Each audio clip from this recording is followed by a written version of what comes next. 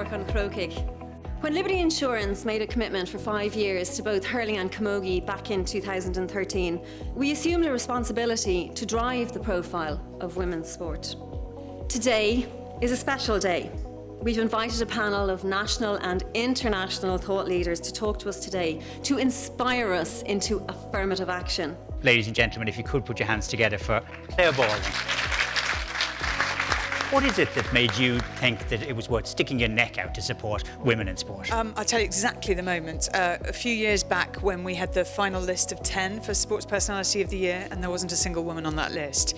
And I knew that that wasn't because women hadn't achieved great things that year, it was just they hadn't got the recognition for it and they hadn't got the media profile. We are right here when it's all changing. That's why I know this can happen rapidly. You know, we are not going to be having this conference in 10 years' time, believe me. Ladies and gentlemen, Sonia O'Sullivan.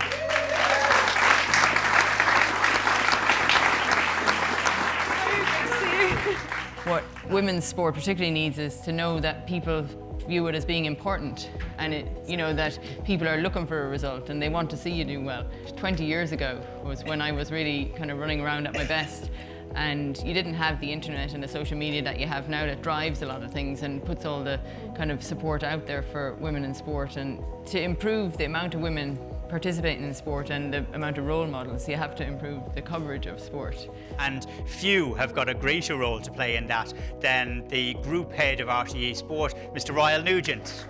Ryle, RTE, to your credit, have done a huge amount in terms of coverage of women's sport. And we've got to a point now where we are making decisions proactively when we believe it's the right decision, not because it's women are playing, therefore we must be there, but the Irish women's rugby team are playing for a Grand Slam. We need to be there. It needs to be seen.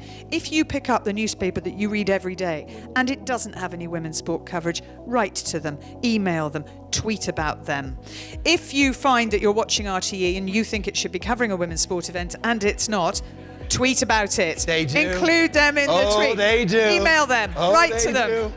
The final member of our panel who has been responsible for producing the great document which you'll have all have seen and been poring over, and which is a template for how we can make the future better, Robin McGee from Millwood Brown.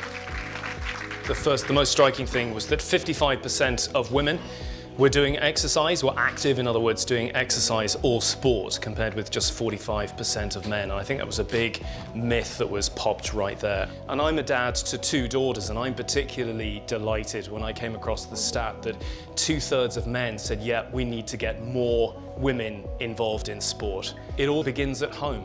A lot of families need to instill those good behaviours from an early age in terms of getting into sporting activity and then going to matches and absorbing the excitement and the drama and the theatre of that.